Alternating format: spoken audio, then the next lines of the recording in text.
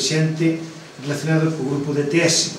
Non somos unha asociación, non somos nada legalmente organizados, somos un grupo de amigos que traballamos para un blog e que pretendemos e que tentamos comunicar unha idea da nosa ancestralidade, das raíces da Galicia, da nosa lingua, da nosa etnoxénese. Daí surxiu a idea, primeiramente, de contactar co Padre Fonte, fixemos unha entrevista lá no Sexta 13, pasada, e daí surxiu a idea de facemos unhas xornadas parecidas. Depois, posteriormente, surxiron outras ideas que tamén acrescentaron e enriqueceron esta primeira, como é estas palestras, pensos na xente, pensos nas persoas. A idea foi, basicamente, aportar no campo do celtismo. Nese campo do celtismo que realmente nos une, somos todos basicamente celtas, ainda que evidentemente depois de moitos séculos haxa moitas achegas, mas basicamente celtas, basicamente non son basicamente, son moito celtas. E a finalidade destas palestras é fundamentalmente a de unir as dúas beiras da raia, unilas en algo máis do que irmandade. Eu acredito que somos carne da mesma carne, sangue do mesmo sangue e osos dos mesmos osos. Eu acredito niso. Non acredito que haxe unha raia real, unha raia entre povos.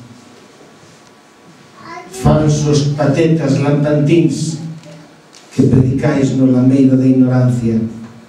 Prendéis lumes en escrúpulo en sangue a esta lingua pela vía de arrogancia. Negados gastróns de feira, inúteis, subí ao monte onde guardáis vosa prole de castrapos montesíos, sempre mois, lambecús, imperialistas, ole e ole. Berrai alto e asegurei-vos o tanto para matar a nosa fala desta vez, con simpleza, secamente sen espanto, para que non fique dela revés. Mariñeiros do confuso, eternamente, fusilando e forcando a dignidade e cualquier resto de enerxía concorrente para que só sexa o voso bando quen sube o noso sangue descarnado.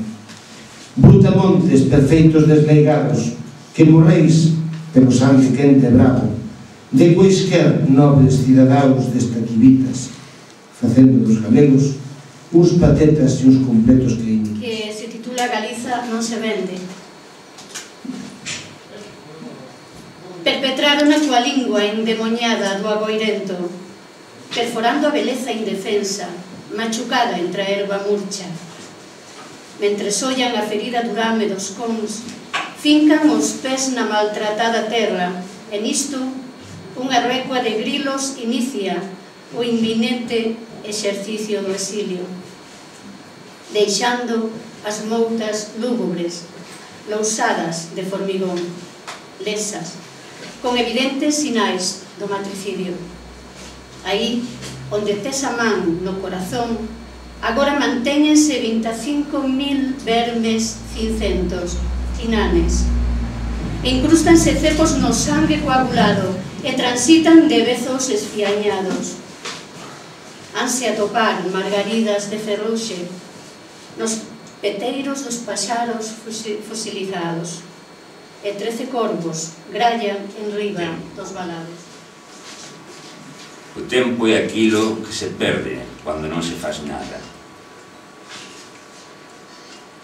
E ás veces se parece que a vida pasa a alta velocidade, ou pasa devagar, ou apenas se percebe.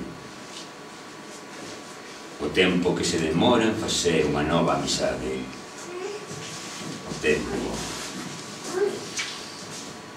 tempo non diz nada, ou dixo todo. No barullo ou na calada, o tempo é aquilo que ás veces se desmadra. Por iso, que ningunha persoa me faga perder o tempo. O tempo é sinerxía nunha mente ilustrada. O tempo é a alegría, é o acordar da alba.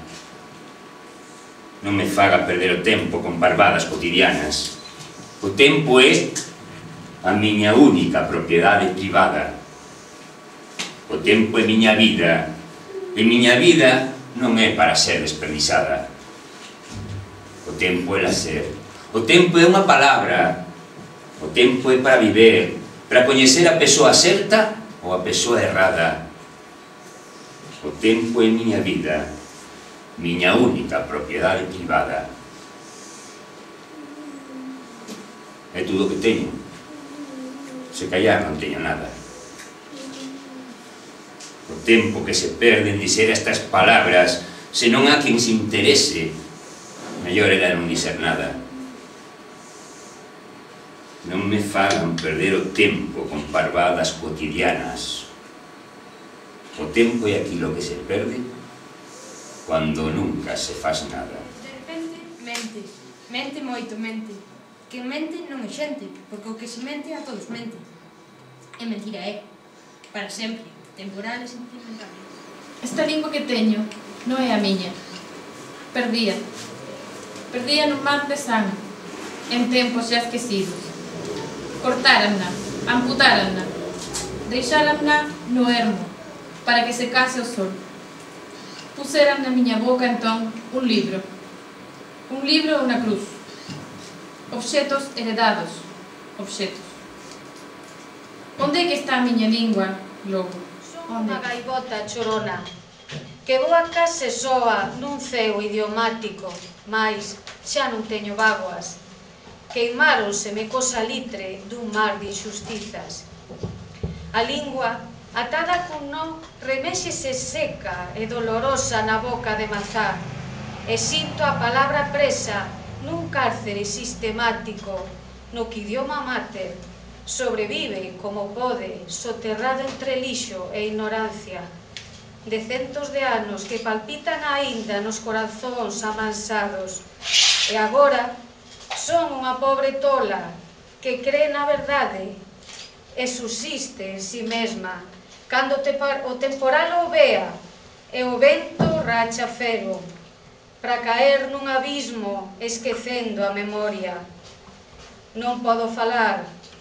A diglosia representa a morte que aperta a gorxa dunha muller paxaro e tampouco sorrí, porque a defunta son eu, nun chan corrupto de follaxe perenne. Non quero escoitar as verbas tiranas como navallas, pintadas de salvación. Se a terra non se ergue olla cara as nubes, xamais aniñarán no solo. Milleiros de estrelas vermellas dun soño que un día tiveron os druidas e cantaron os bardos na nación de Breogán. Son unha insignificante gaivota que voa no espazo branquiazul, case soa e sen as.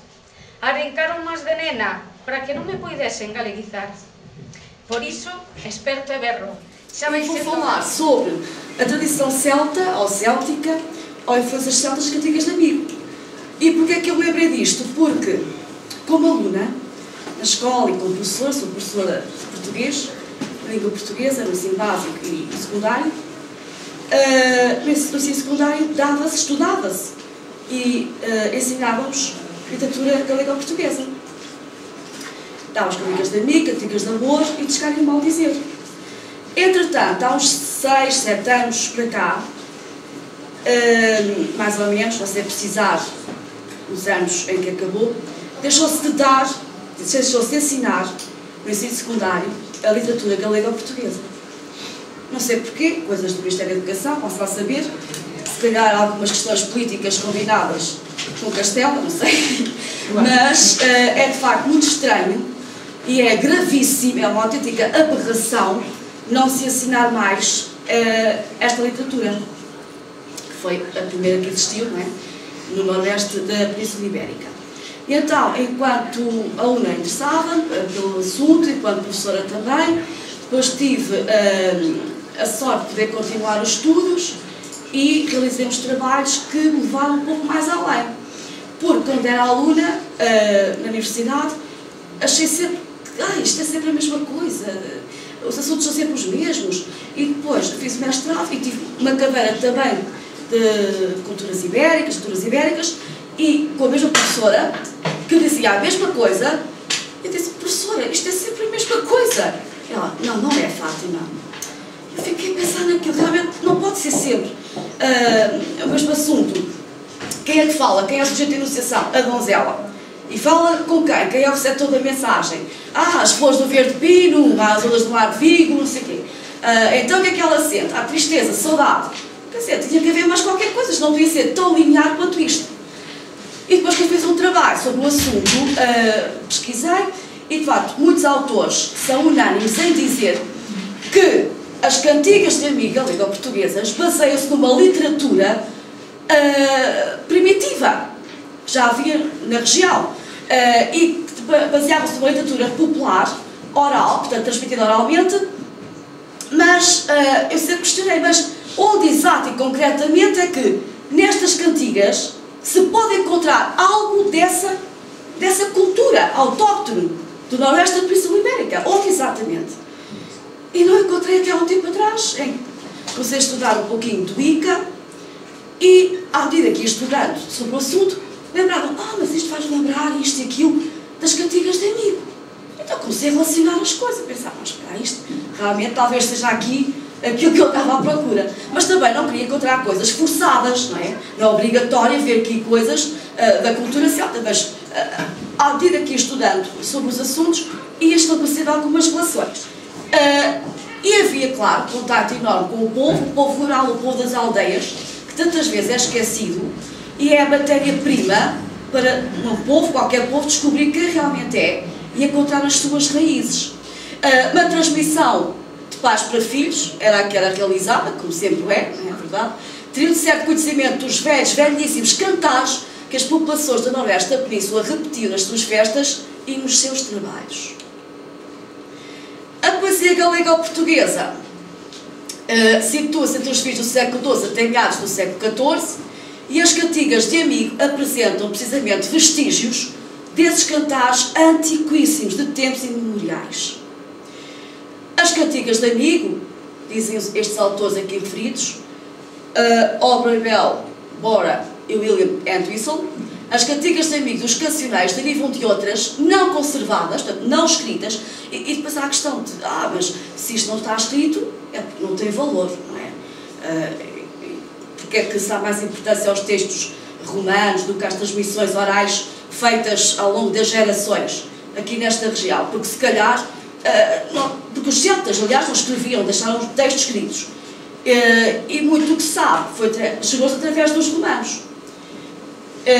Mas há que atender ao povo, há que fazer pesquisas, e seria bom quem tivesse disponibilidade a vários níveis, investigadores, historiadores, professores de literatura, sei lá, aqui nesta região toda, pesquisassem sobre isto, e fizessem de facto um trabalho mais aprofundado sobre esta questão, as transmissões passadas oralmente.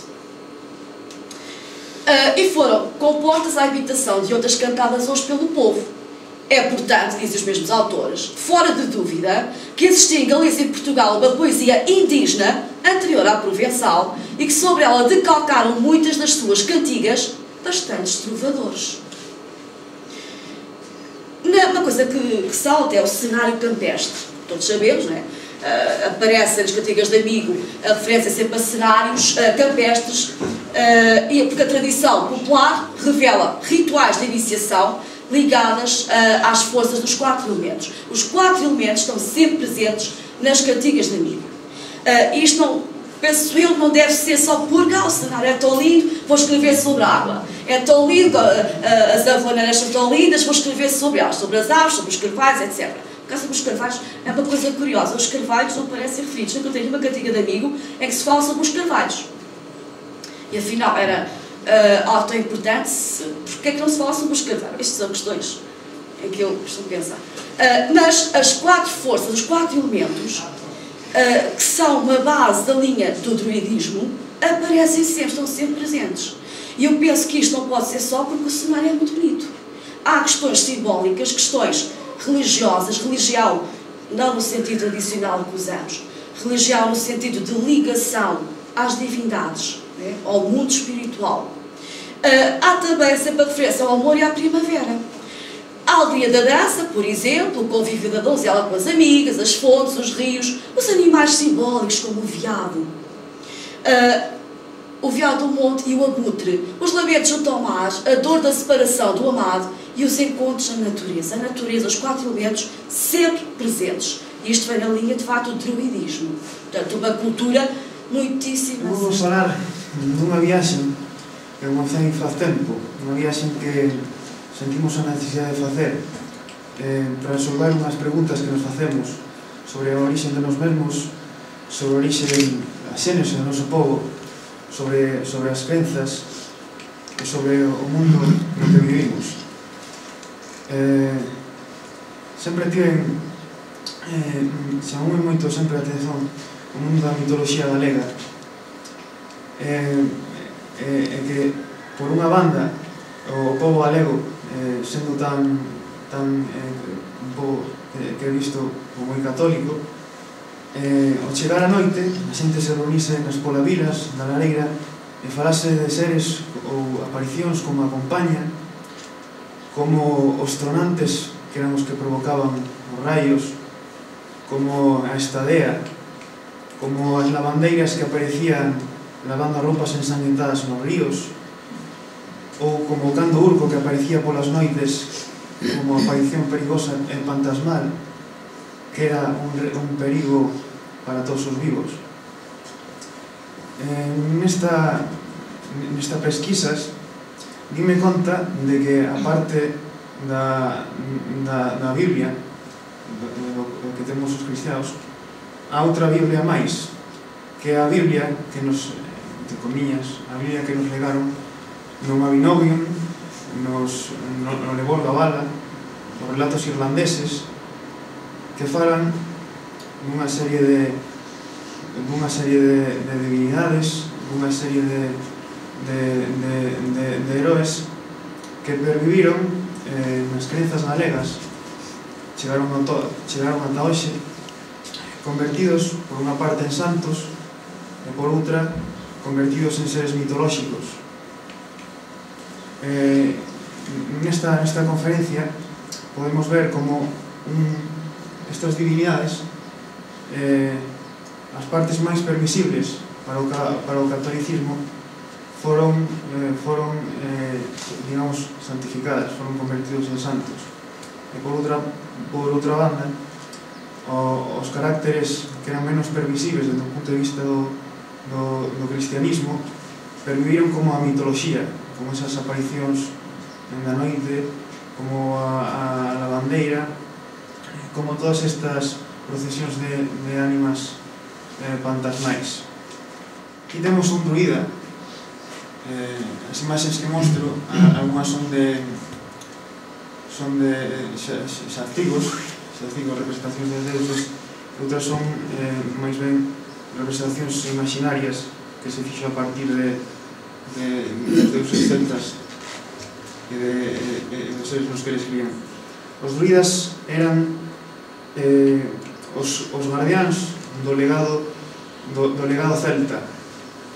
Eles aprendían durante 20 anos unha serie de coñecementos en certos puntos que non eran de todo accesibles para toda a población, porque todas as religións teñen por unha banda os coñecementos máis, digamos, esotéricos que son para a maioría da populación, e outros son os coñecementos máis esotéricos que están que só poden acceder eles os iniciados,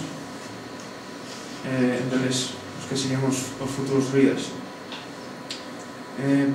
Parece ser, segundo me comunicou André Pena, o decano do IGEC, que os druidas tiñan, digamos, unha especie de seminarios os que acudían en distintos puntos dos povos célticos. Podían ser das illas británicas ou podían ser mesmo galaicos. Os druidas eran filósofos, eran científicos, eran menciñeiros, eran homes con uns importantes coñecementos sobre o mundo natural, mas tamén sobre o mundo sobre o mundo da mente. Tense falado sobre a posibilidade de que estes homes tivesen, digamos, reminiscencias chamánicas. O chamanismo é, digamos, a orixe ou a práctica da religión primordial, unha técnica de éxtase. Os chamáns foron os primeiros que quixeron, digamos, darlle un sentido ao mundo, porque pasaban certos fenómenos que había despois da morte. Seguramente o legado que temos nas covas do Paleolítico superior, eses animais que aparecen como flotando, eses seres extraños, medio animais, medio homes, proveñan das visións que tiñan os chamáns entrando. Eu traigo aquí hoxe unha figura moi especial, que é a soberanía indoeuropea. E a traigo nun momento en que, por sorte, xa está de moda o celtismo en Galaecia e Lusitania. A traigo para recordar que os celtas son exactamente a ponla máis occidental dos indoeuropeos. Temos unha característica bastante particular do panteón celta, que é a soberanía femenina. O resto, a soberanía femenina é unha figura que se chama cosmogónica. Eso quere decir que forma parte das orixes do universo. Todo o resto dos povos indoeuropeos, as figuras cosmogónicas, unha vez que criaron o universo, foron embora. Nunca máis lle deron culto a uns cultos moi marxinais. A primeira característica da religión celta é a perduración da figura cosmogónica da soberanía femenina. Ela é anterior aos deuses e aos homes, pero sigue estando aí. Cando o resto dos povos indoeuropeos a encellaron así, como por exemplo encellaron a casi olvido a Gea, Urano, o Cronos entre os gregos, que son como quen di os máis coñecidos para todo o mundo. É trifuncional, o sea, que decir, me refiro, ten as tres funcións, a sacerdotal, a guerreira e a fecunda, a pastoril e a agricultura, pero no folclore galaico aparece bastante, porque como sigue no culto e é a única divindade femenina. No mundo celta non vamos a ter montones de divindades como teñen os gregos, montones de ninfas. Unha cosa son entidades que poden estar cuidando unha fonte, pero unha cosa é unha entidade e outra cosa é que divindade celta femenina hai só unha e cubre todas as funcións. Por eso é tan característica. Non hai en ningún outro sitio. Cando alguén nega a celticidade de Galaecia, digo imposible, teñen a divindade soberana e iso é o patrón de marca dos celtas. Entón, vamos a ver unha evolución do que é a soberanía ao redor dos povos indoeuropeos. A soberanía é o acceso ao poder, que sería o goberno, neste caso, da terra. Temos unha figura que é o primer humán consagrado. Nos Vedas e toda na mitoloxía védica nos falan, no Mahabharata e tal, que son bastante complicados. Eu por resumo aquí o seguinte. Había un rei que gobernaba o mundo, que era Vena, que estaba contravenindo as normas normais do universo. Entre outras cousas, se dedicaba a alterar a funcionalidade das castas. As castas, sabedes que no mundo indio ainda perduran hoxe, son moi particulares do mundo védico. E el, entre outras cousas, se dedicaba a facer el o sacrificio e a negarlle ese poder aos brahmanes. É evidente que un rei non pode sacrificar, un rei tese de que dedicar a gobernar o mundo. Entón, os brahmanes que non se cortaron un pelo mataron directamente. E o problema foi que a terra, ao non ter rei, cousa que tamén pasa na Galaecia, todo o mundo celta, a terra non producía froitos e toda a poboación estaba esfaneada. E os brahmanes teñen que artellar un novo rei. Como artellan un novo rei? Primeiro collen a perna do rei e danlle voltas. E sae un enano horrible e monstruoso que directamente mandan fora. Entón, se lles ocurre darlle voltas ao brazo, así como un molinete, empezan a sair chispas, como un moiño, e nace un ser maravilloso, que se chama, non sei como se di en médico, honradamente, e ten unha marca na mau, ten a roda de Vixnu, a roda o noso trisquel, venlle grabado a lume na mau, sinal de que ise é o home escollido. Entón, ao mesmo tempo que nace, quero que vos lembredes desta palabra, Sam, ao mesmo tempo que nace el, da planta do soma saen unha especie de funcionarios que son os louvadores, os que se dedican a louvar ao rei. Louvar en védico, en sánscrito, é Sams. E, evidentemente, os druidas lle din que louven a esta figura e eles non saben a quen louvar. Dixo, vos louvades que el cumplirá. Entón, eles louvan a maravillosa figura do rei e o rei xura cumplir todas as louvanzas que lle fixeron, todas as Sams que lle fixeron. Neste intre, unha vez que é louvado e aclamado como rei, chegan os paisanos. Están esfameados porque a terra non produciu nada, non produciu ren mentas non había rei. Entón, ele está indignado, evidentemente, porque agora son os seus ímpetos. Colle un arco e unhas setas e vai, primeiro que falle, achanar a terra, achairar a terra para que poda producir colleita. E despois vai a procura da terra, e a terra fuxe en forma de vaca. Isto xa vimos. Fuxe en forma de vaca, e el corre tras dela coas seus setas hasta que apaña, e mediante a elocuencia, non mediante a tortura, non castiga a vaca, deixase muxir. Do leite que lle extrae a vaca empezan a sair todos os dones necesitados. Entón, veñen por turno os brahmanes, os sacerdotes locais, os apicultores, os ferreiros, veñen todos a muxir a vaca. Cada un trae un cuenco diferente e cada cunca que trae é enchida con aquelo que é necesario. Digamos que a vaca fornece para cada persoa, polo pacto que fixo co rei, todo aquelo necesario para a supervivencia. Entón, el, como cada casta, cada clase, lle é dado o que lle é preciso, cada casta o louva de novo segundo a súa medida. Digamos que as castas están outra vez no seu sitio cando o anterior rei as arrasara intentando el facer o sacrificio e deixando que a terra non producira. Isto é o que pasa no mundo védico. Lembraros, por favor, desa palabra. Ahora, imos a ver o que pasa no primitivo e arcaico mundo latino. Servio Tulio é fillo dunha serva e dun xenio do lar. A serva da casa do rei tivo amores co xenio do lar. E, como de neniño resplandecía na cuna, a dona, a raíña, criouno como se fora sen fillo e deulle unha educación de rei porque ela era diviña e decía, este neno vai ser mellor que o meu marido. Que o que pasaba con Tarquino, que era o seu antecesor, Tarquino o Antigo, é asesinado porque atentaba contra a permanencia das tres tribus. Os romanos, sabedes que se os Vedas falaban en mitos, o mesmo que os celtas, os romanos sempre é historia. O que pasa que temos que facer así, e a historia, saber que en realidade a historia primitiva de Roma arcaica é a mitoloxía europea. Bueno, pois, el quixolle mudar o nome ás tres tribus, distribuílas de maneira diferente, facer un pouco que fixo Bena, facer coas castas, porque as tribus estaban distribuídas tamén segundo a mitoloxía europea, e el quixo facer o que lle daba gana.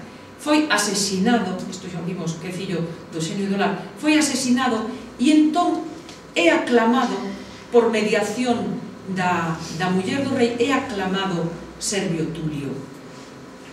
Vai á batalla, consigue pacificar toda a zona e é rapidamente aclamado. Que é o que fai Servio Tulio porque estaban as tribus desorganizadas? Reorganiza as tribus cos nomes antigos e se dedica, porque el eu son fillo dunha serva, eu me teño que dedicar ao povo, que é algo que teñen que aprender os políticos agora. Entón, reorganiza o mundo rural e reorganiza unhas festas que se chamaban Paganalia, porque eran dos pagos, que era a zona do mundo rural, e cada persoa que ven as festas obligatorias ten que traer un imposto conforme o seu estatus. O sea, ese imposto se chama censo. acordádemos da palabra sans, que en sánscrito é louvar, pero cada un louvaba según o que lle daban. O sea, que ao final está vencellado o que a organización e o imposto ben pagado co louvor do rei, co acceso á soberanía do rei.